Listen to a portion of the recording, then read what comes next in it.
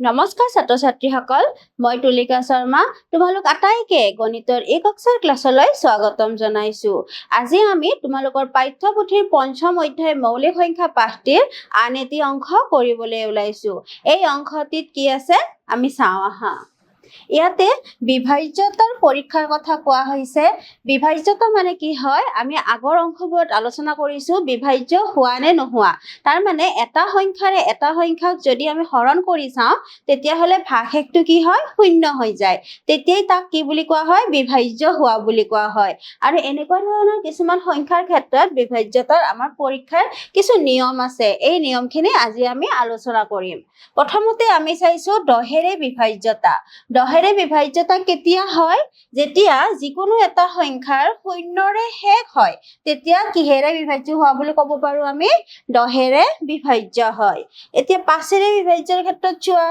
শূন্য বা পাঁচেৰে শেষ হোৱা সংখ্যাবোৰ পাঁচেৰে বিভাজ্য হয়। গতিকে এই দুটা নিয়মত তোমালোকে কি দেখা পালা, যে যদি শেষত শূন্য থাকে তেতিয়া সেই সংখ্যা দুটা 10 আৰু 5 দুয়োটা সংখ্যাৰে বিভাজ্য হয়। ইয়াৰ পিছত আমি চাইছো দুইৰে বিভাজ্যতা। দুইৰে বিভাজ্যতাৰ কাৰণে আমি কি কৰিব লাগিব, এককৰ ঘৰ বা শেষৰ অংকটো চাব লাগিব। তাত যদি 0, 2, 4, 6 আৰু 8 থাকে তেতিয়াহ'লে সেই সংখ্যাটো দুইৰে বিভাজ্য হয়। গতিকে তোমালোকে এই নিয়মবোৰ মনত ৰাখিব লাগিব। তাৰপিছত চাৰিৰে বিভাজ্যতাৰ ক্ষেত্ৰত আমি কি দেখিলো, যদি এটা সংখ্যাৰ শেষৰ অংক দুটাৰে গঠিত সংখ্যাটো চাৰিৰে বিভাজ্য হয় তেন্তে সংখ্যাটো চাৰিৰে বিভাজ্য হয়। এতিয়ালৈ আমি কি পালো, প্ৰথমতে পালো যে সংখ্যা এটাৰ শেষত যদি শূন্য থাকে তেতিয়াহ'লে 10, 5 আৰু 2ৰে বিভাজ্য হয়। আকৌ সংখ্যা এটাৰ শেষত বা এককৰ স্থানত যদি 5 থাকে সেই সংখ্যাটো 5ৰে বিভাজ্য হয়। আকৌ ইয়াতে দেখিছো 0, 2, 4, 6 আৰু 8 এই অংক কেইটাৰে যদি সংখ্যাটো শেষ হয় বা এককৰ স্থানত থাকে তেতিয়াহ'লে সেই সংখ্যাটো দুইৰে বিভাজ্য হয়। আৰু চাৰিৰ ক্ষেত্ৰত কি দেখিলো, আমি এইবাৰ শেষৰ দুটা অংক চাব লাগিব। তাৰ মানে একক আৰু দশকৰ অংক দুটা, সেই দুটাৰে গঠিত যিটো সংখ্যা পাওঁ সেইটো যদি চাৰিৰে বিভাজ্য হয় সেই সংখ্যাটো কি হয়, চাৰিৰে বিভাজ্য হয়। ইয়াৰ পিছত আমি চাইছো আঠেৰে বিভাজ্যতা। এই সংখ্যাবোৰ শেষৰ তিনিটা অংকৰে গঠিত যিটো সংখ্যা পাওঁ সেই সংখ্যাটো যদি আঠেৰে বিভাজ্য হয় তেতিয়া সেই সংখ্যাটো কি হয়, আঠেৰে বিভাজ্য হয়। এইখিনিলৈ আমি অকল সংখ্যাবোৰত থকা অংকৰ স্থানবোৰ চাই আমি ক'ব পাৰো যে এককৰ স্থানত থাকিলে আমি 10, 2, 5 ক'ব পাৰো। দশকৰ স্থানটোৰে চালে আমি 4ৰ কথা ক'ব পাৰো। আৰু শতক, দশক আৰু এককৰ তিনিটা স্থান চালে আমি 8ৰ কথা ক'ব পাৰো। এতিয়া আহিল তিনিৰ বিভাজ্যতা। তিনিৰ বিভাজ্যতাৰ কাৰণে আমি কি কৰিব লাগিব, সংখ্যাটোত থকা অংকবোৰৰ যোগফলটো আমি উলিয়াই চাব লাগিব। আৰু সেই যোগফলটো যদি তিনিৰে বিভাজ্য হয় তেতিয়া সেই সংখ্যাটো তিনিৰে বিভাজ্য হ'ব। তোমালোকৰ নিশ্চয় মনত থাকিল কি কৰিব দিয়া হৈছে, প্ৰথমতে সংখ্যাটোত থকা অংকবোৰ আমি যোগ কৰি চাব লাগিব। আৰু যোগফলটো যদি তিনিৰ গুণিতক হয় বা তিনিৰে বিভাজ্য হয় তেতিয়াহ'লে আমাৰ সংখ্যাটো কি হ'ব, তিনিৰে বিভাজ্য হ'ব। তাৰপিছত চোৱা 9ৰে বিভাজ্যতা। যদি সংখ্যাটোৰ অংকবোৰৰ যোগফল 9ৰে বিভাজ্য হয় তেতিয়াহ'লে সংখ্যাটো 9ৰে বিভাজ্য হ'ব। 6ৰে কি আছে, যদি সংখ্যা এটা 2 বা 3 উভয়ৰে বিভাজ্য হয় তেতিয়া 6ৰে বিভাজ্য হয়। তাৰ মানে আমি 2ৰ নিয়মটো আৰু 3ৰ নিয়মটো চাব লাগিব। তোমালোকৰ 2ৰ নিয়মটো মনত থাকিল নে? এককৰ ঘৰত 0, 2, 4, 6 আৰু 8 অংক কেইটা থাকিলে 2ৰে বিভাজ্য হয়। আৰু অংক কেইটা যোগফলটো যদি 3ৰ গুণিতক হয় বা 3ৰে বিভাজ্য হয় তেতিয়া সেই সংখ্যাটো 3ৰে বিভাজ্য হয়। আৰু যদি দুয়োটাৰে বিভাজ্য হয় তেতিয়া কি হয়, 6ৰে বিভাজ্য হয়। এইবাৰ আমাক দিছে 7ৰে বিভাজ্যতা। এটা সংখ্যা 7ৰে বিভাজ্য হ'ব যদি সংখ্যাটোৰ শেষৰ অংকটোৰ দুগুণ আৰু সংখ্যাটোৰ বাকী অংকৰে গঠিত সংখ্যাটোৰ পাৰ্থক্য 0 বা 7ৰ গুণিতক হয় তেতিয়া 7ৰে বিভাজ্য হয় তাৰমানে যিকোনো সংখ্যা এটা আমাৰ শেষৰ অংকটোক আমি কি কৰিব লাগিব দুগুণ কৰিব লাগিব তাৰ পিছত সংখ্যাটোৰ বাকী অংকৰে গঠিত সংখ্যাটোৰ পাৰ্থক্যটো উলিয়াই চাব লাগিব চালে যদি 0 হয় বা 7ৰ গুণিতক হয় মানে 7 হয় 14 হয় 21 হয় তেতিয়াহলে সেই সংখ্যাটো কি হয় 7ৰে বিভাজ্য হয় এতিয়া আমি তোমালোকৰ পাঠ্যপুথিৰ কৰি চাওঁ আহা 5.8 ত কি দিছে চাওঁ আহা 4ৰে বিভাজ্য 4টা অংক বিশিষ্ট আটাইতকৈ ডাঙৰ আৰু আটাইতকৈ সৰু সংখ্যা দুটা কি কি 4ৰে বিভাজ্য হ'ব লাগিব আৰু সংখ্যাটোত অংক কেইটা থাকিব 4টা অংক থাকিব আৰু আমি জানো 4টা অংক বিশিষ্ট হ'বৰ কাৰণে কি চাব লাগে আমি শেষৰ ফালৰ দুটা অংক চাব লাগে গতিকে আমি যদি এই সংখ্যাটো চাওঁ 96 এই অংক দুটাৰে গঠিত সংখ্যাটো 4ৰে বিভাজ্য হয় গতিকে আটাইতকৈ ডাঙৰ সংখ্যা কি হ'ব 9996 আৰু আটাইতকৈ সৰু হ'ব 1000 আৰু এটা কথা আমাৰ মনত ৰাখিবলগীয়া কথা যেনেকৈ এককৰ ঘৰত শূন্য থাকিলে 2ৰে বিভাজ্য হয় যদি শেষৰ স্থান দুটাত দুটা শূন্য থাকে তেতিয়াহলে সেই সংখ্যাটো 4ৰে বিভাজ্য হয় সেইটো কথাও আমি মনত ৰাখিব লাগে ইয়াৰ পিছত কি দিছে চাওঁ তলৰ উক্তিবোৰ লোৱা আৰু ইয়াতে উক্তিটোৰ ওপৰত কি কৰিব দিছে ওপৰৰ উক্তিটো সদায়ে সঁচা নে কেতিয়াবা সঁচা নে কেতিয়াও সঁচা নহয় উলিয়া উদাহৰণ দিয়া ইয়াতে আমাৰ উক্তিটো কি দিছে চাওঁ দুটা অযুগ্ম সংখ্যাৰ যোগফল 2ৰ গুণিতক আমি যদি দুটা অযুগ্ম সংখ্যা লওঁ উদাহৰণস্বৰূপে আমি যিকোনো অযুগ্ম সংখ্যা ল'ব পাৰো আমি 3 আৰু 5 ললো আমি দেখিলো 8 এই কি যুগ্ম তাৰ পিছত আমি বেলেগ এটা সংখ্যা চাব পাৰো যে 101 plus 11 আমি কি দেখিলো 112 ইও যুগ্ম আৰু আমি জানো যুগ্মবোৰে কি হয় 2ৰ গুণিতক হয় গতিকে এই কথাটো কি হ'ব আমি এনসাৰত কি দিব পাৰো সদায়ে সঁচা সদায় সঁচা কাৰণ ইয়াতে অযুগ্ম সংখ্যাৰ ক্ষেত্ৰত আমি 1 আৰু 1 দুটা সদায় পাম পালে তাক আমি যেতিয়া যোগ কৰিম তেতিয়া 1 আৰু 1 টো পাম পোৱাৰ পিছত আমি সেই দুটা যোগ কৰিলে সদায় 2ৰে বিভাজ্য হোৱা সংখ্যা এটাই পাম তাৰ পিছত কি দিছে চাওঁ দুটা যুগ্ম সংখ্যাৰ যোগফল 5ৰ গুণিতক এইটো হ'ব পাৰে আমি যদি এনেকুৱা লওঁ দুটা যুগ্ম সংখ্যা 6 আৰু 4 ললো 10 5ৰ গুণিতক হয় কিন্তু আমি যদি এনেকুৱা ধৰণৰ লওঁ 2 আৰু 4 যদি লওঁ 6 5ৰ গুণিতক নহয় গতিকে আমি কি ক'ব লাগিব যে উত্তৰটো কেতিয়াবা সঁচা কেতিয়াও সঁচা নহয় বুলি আমি ক'ব নোৱাৰো কাৰণ কেতিয়াবা আমি সঁচা হোৱাও দেখিব পাইছো গতিকে এনসাৰটো কি দিব লাগিব কেতিয়াবা সঁচা কেতিয়াবা মিছা আমি ইয়াতে দিলো কেতিয়াবা সঁচা কিন্তু সদায় সঁচা বুলি আমি ক'ব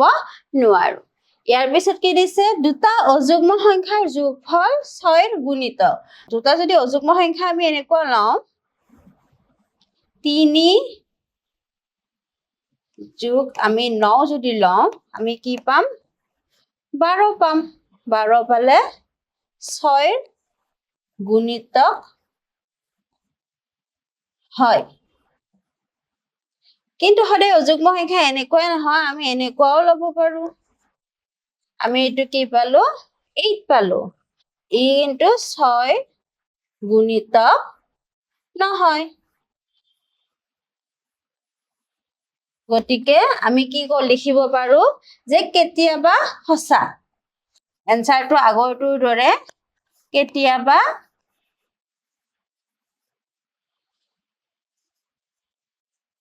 সঁচা বুলি আমি দিব পাৰো সদায়ে সঁচা নহয় আৰু কেতিয়াও সঁচা নহয় বুলিও ক'ব নোৱাৰো কাৰণ আমি ইয়াতে দেখিছো 3 আৰু 9 দুটা অযুগ্ম সংখ্যা যোগ কৰোতে আমি 12 পাইছো এনেকুৱা ধৰণৰো কেতিয়াবা হ'ব পাৰে ইয়াৰ পিছত কি দিছে চাওঁ যদি এটা সংখ্যা 10ৰে বিভাজ্য তেন্তে সেই সংখ্যাটো 5 আৰু 2 উভয়ৰে বিভাজ্য হ'বনে আমাক সুধিছে হ'বনে তোমাৰ সঁহাৰিৰ সপক্ষে যুক্তি দিয়া আমি এনসাৰটো কি ক'ব লাগিব হ'ব কাৰণ শেষৰ অংকটো সংখ্যা এটাৰ শেষৰ অংকটো শূন্য হলে 10ৰে বিভাজ্য হয় লগতে 5 আৰু 2ৰ বিভাজ্যতাৰ নিয়মৰ পৰা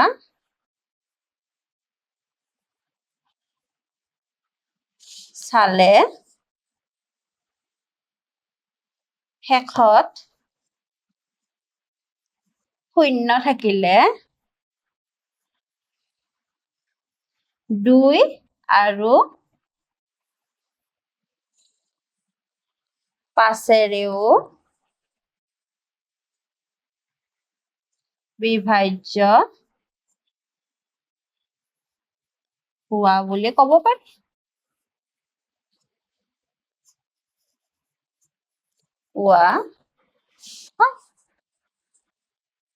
গতিকে আমি তাৰ সপক্ষে এনেকৈ যুক্তিটো দিব পাৰো ইয়াৰ পিছৰ প্ৰশ্নটো চাইছো ৰাজেশক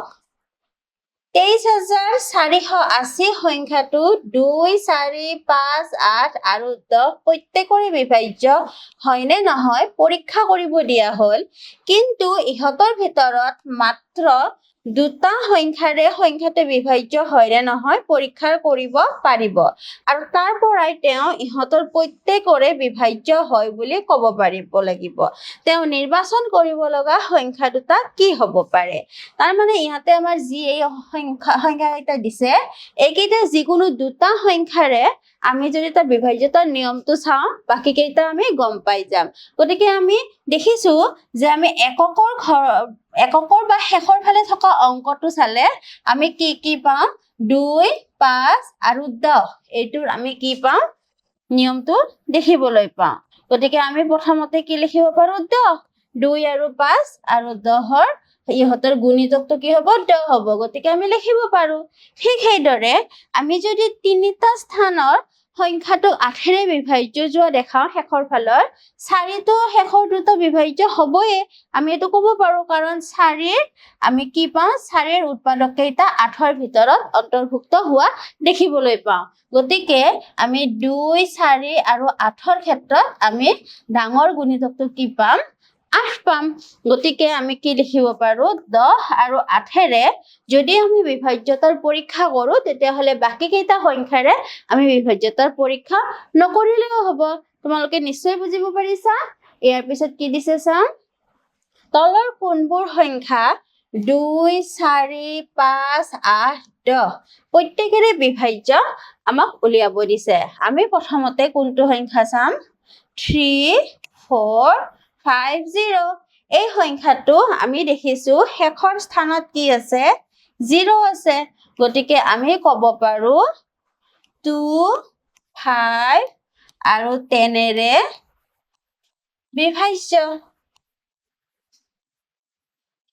বিভাজ্য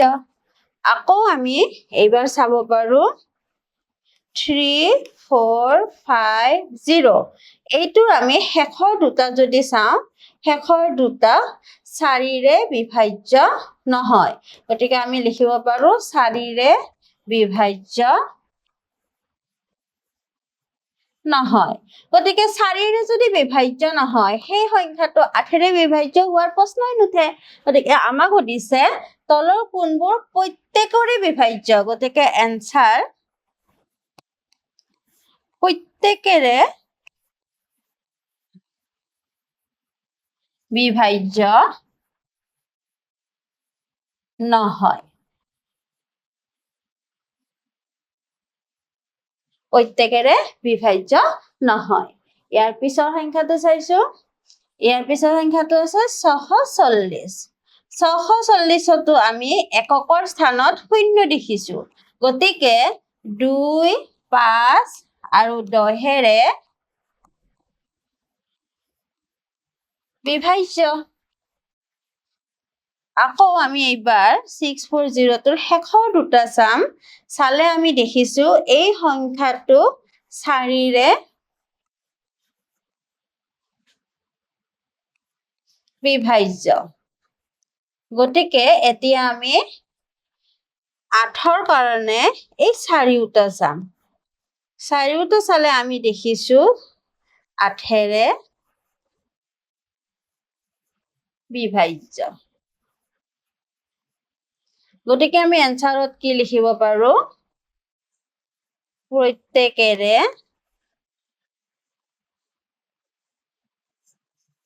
বিভাজ্য হয় আমি দেখিলো গোটেইকেইটা সংখ্যাৰে বিভাজ্য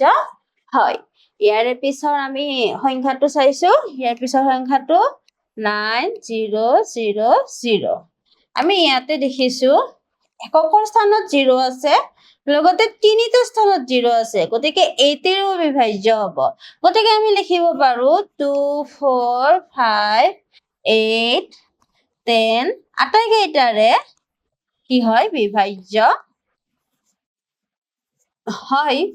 আমি এনেকৈ লিখিব পাৰো আমি এবাৰ ইয়াৰে পিছৰ সংখ্যাটো চাইছো ইয়াতে আছে 29342 ইয়াতে আমি এককৰ স্থানটো চাইয়ে দেখিছো যে 2 5 আৰু 10 10ৰে বিভাজ্য নহয় গতিকে যেহেতু প্ৰত্যেকৰে বিভাজ্য হয় না নহয় সুধিছে আমি কি ক'ব পাৰিম এনসাৰটো প্ৰত্যেকৰে বিভাজ্য নহয়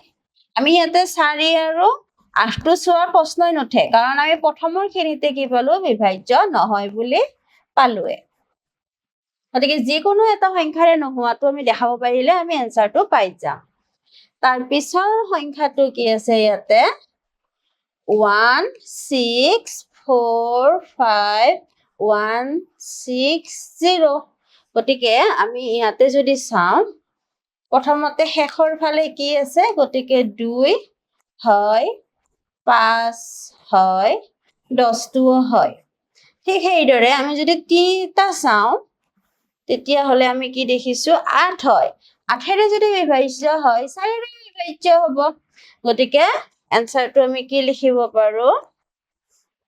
প্ৰত্যেকৰে